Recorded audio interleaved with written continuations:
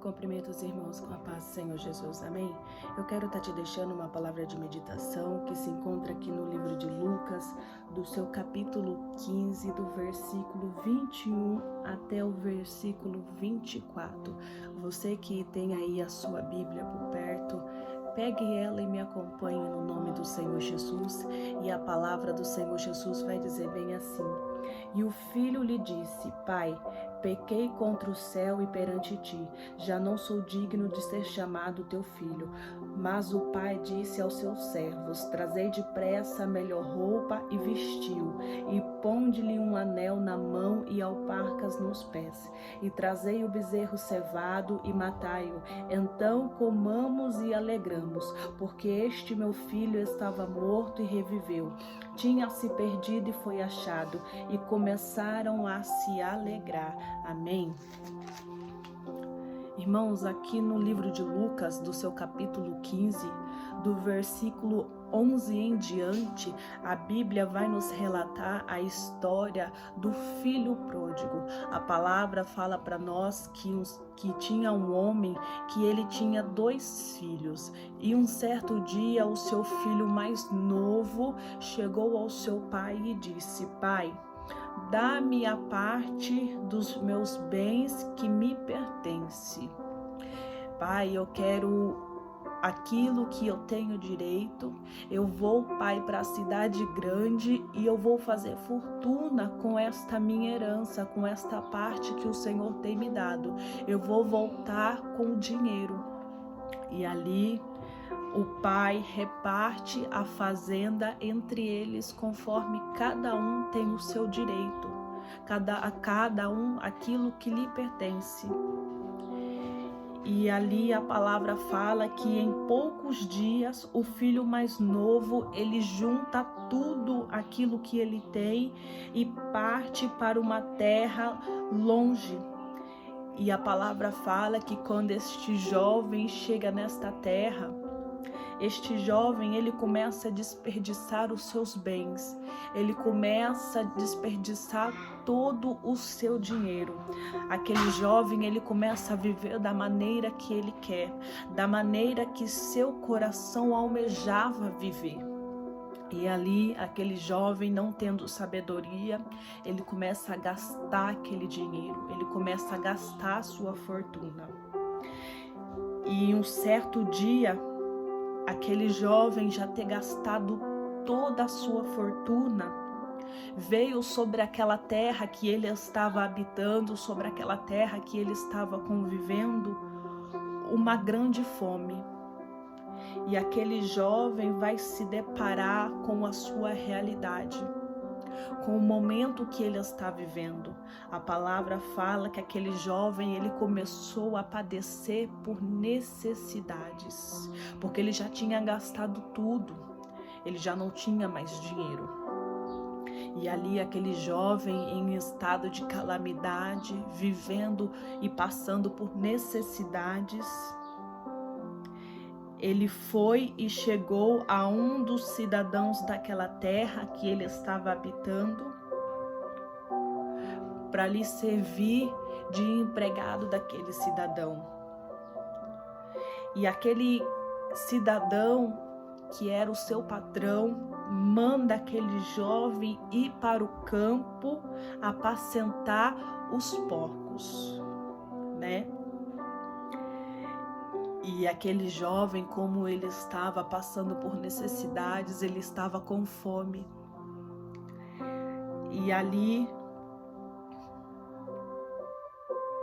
aquele jovem, quando viu a comida dos porcos, a palavra vai falar que aquele jovem desejava saciar o seu estômago com as bolotas que os porcos comiam. Porém, ninguém lhe dava nada.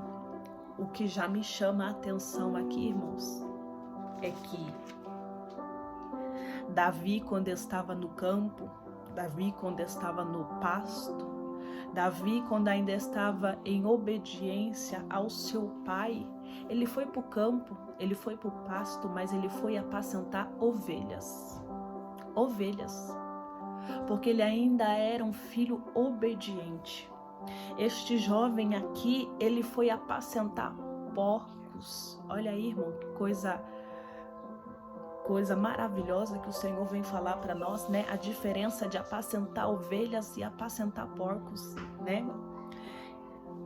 Há uma frase que desde pequena eu ouço falar: quem anda com porco, farelo come. E aquele jovem apacentando os porcos, quando ele começou a dar o alimento para os porcos, ele estava com fome. E ele queria se saciar daquelas bolotas que o porco estava comendo. Outrora este jovem estava na casa do seu pai, comendo, bebendo, tendo aonde se repousar, se reclinar, não tinha que trabalhar para outras pessoas, para terceiros, mas ele estava ali fazendo a vontade do pai dele. Mas a partir do momento que aquele jovem quis sair da sua realidade, quis sair do seu conforto para viver da maneira que ele queria, ele começou a passar necessidade. Não é diferente nas nossas vidas e no dia de hoje. Hoje, dentro da casa de Deus, a gente tem tudo. Passamos provas, passamos lutas, passamos por momentos de dificuldade, passamos até mesmo por momentos que muitas das vezes temos que chorar, mas estamos dentro da casa do Pai. E quando estamos dentro da casa do Pai, Ele manda para nós aquilo que o Senhor deseja nos mandar.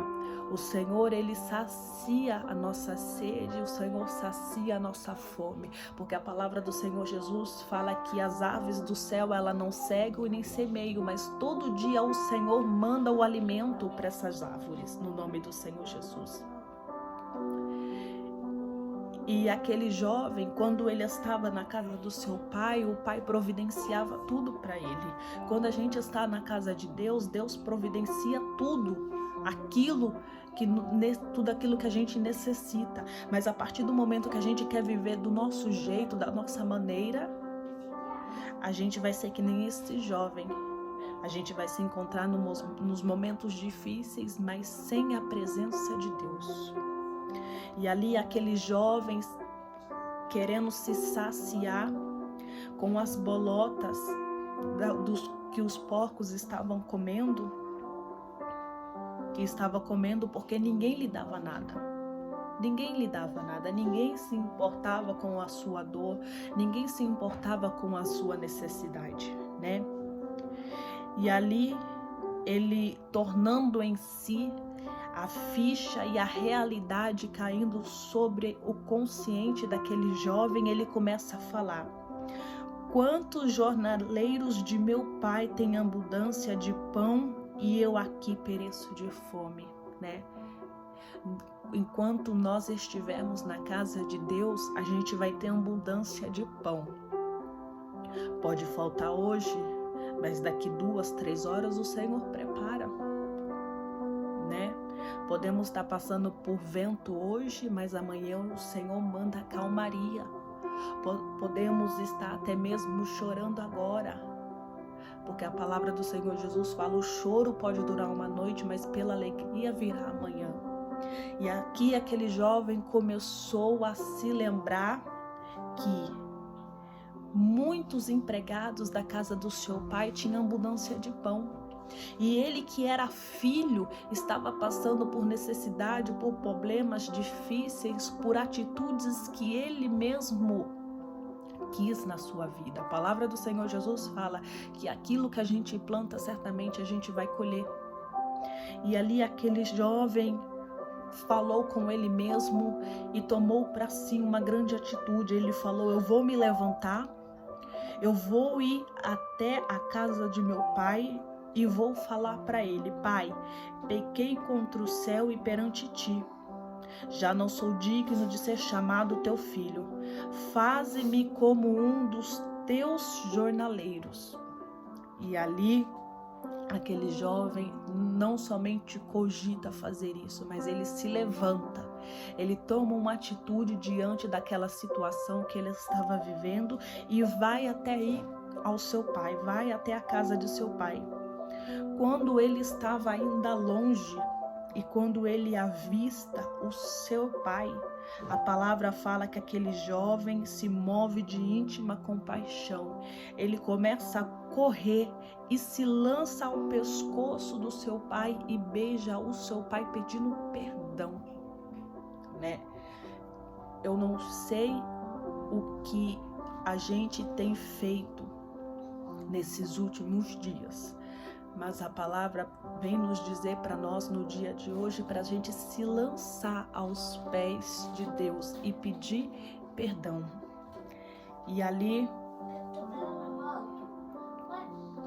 ali, mas o pai, e quando ele se lança ao pescoço de seu pai e beija, a palavra do Senhor Jesus vai dizer que o filho fala para o pai: Pai, eu pequei contra o Senhor, eu pequei contra o céu. Eu já não sou mais digno, Pai, de ser chamado teu filho, mas me faz, Pai, como de um dos teus empregados, como de um dos teus jornaleiros.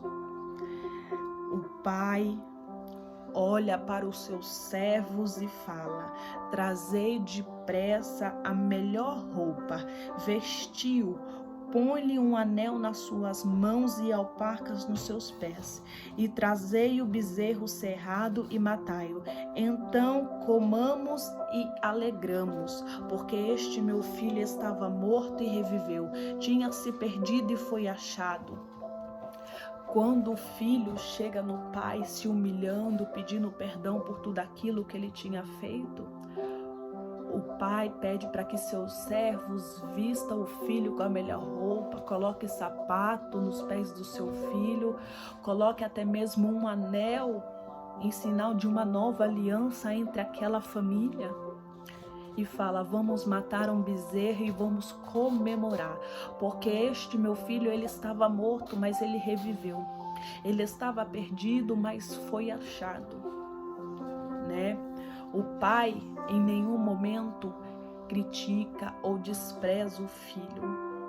O filho gastou toda a herança, o filho viveu da maneira que ele queria, mas quando o filho volta para a casa do pai arrependido, com o coração aberto, o pai recebe o filho alegremente, o pai recebe o filho de braços abertos, o pai manda o filho tomar um banho, o pai coloca a melhor roupa no filho, o pai alimenta, sacia a fome do filho, porque ele fala: este meu filho estava perdido, ele se perdeu nos seus próprios pensamentos, ele se perdeu no seu próprio engano, no seu próprio eu, mas ele foi achado.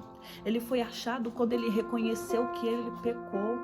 Este meu filho estava morto, morto não no morto mesmo morreu, mas estava morto espiritualmente. Mas quando o arrependimento entrou no coração dele, o Espírito reviveu a alma dele. Então vamos nos alegrar, porque este meu filho voltou para a minha casa.